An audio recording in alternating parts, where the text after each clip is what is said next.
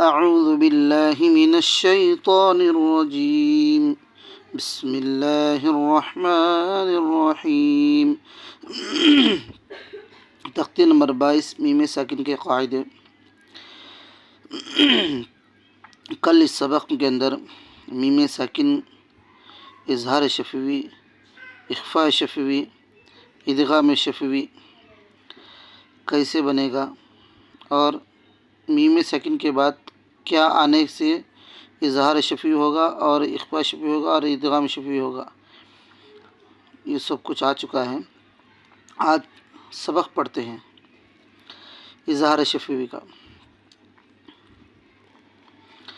ہم فیہا لکم دینکم لم یلبسوا ام لم تنذرہم لہم اجر، اخفاء شفوی کا۔ ان ربہم بہم، غور کریں اس میں غنہ نہیں ہوا ہے، میم ساکن کے بعد فا آیا غنہ نہیں ہوا، میم ساکن کے بعد دال آیا غنہ نہیں ہوا، میم ساکن کے بعد یا آیا ہے، میم ساکن کے بعد حمزہ ہے غنہ نہیں ہوا،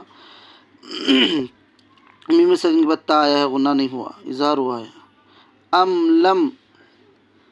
لم نہیں ہوا، غنہ نہیں ہوا ہے اس میں۔ ان ربہم بہم، میم ساکن کے بعد با ہے، اخفاء شفوی ہوگا۔ ترمیہم بحجارۃ وما ہم بمؤمنین فبشرہم بعذاب، ادغام شفوی۔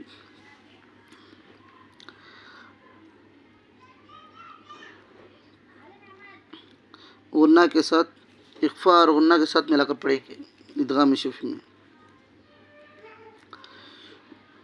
غنہ ہوگا ادغام شفوی میں، صرف غنہ ہوگا، اور اخفاء شفوی میں غنہ کے ساتھ اخفاء ہوگا۔ اس میں اخفاء شفوی میں غنہ کے ساتھ اخفاء ہوگا اور صرف اس میں غنہ کے ساتھ پڑھیں گے، جیسے الیکم مرسلون، الیکم اس طرح نہیں پڑھیں گے، الیکم نہیں، الیکم مرسلون لہم ما یشاءون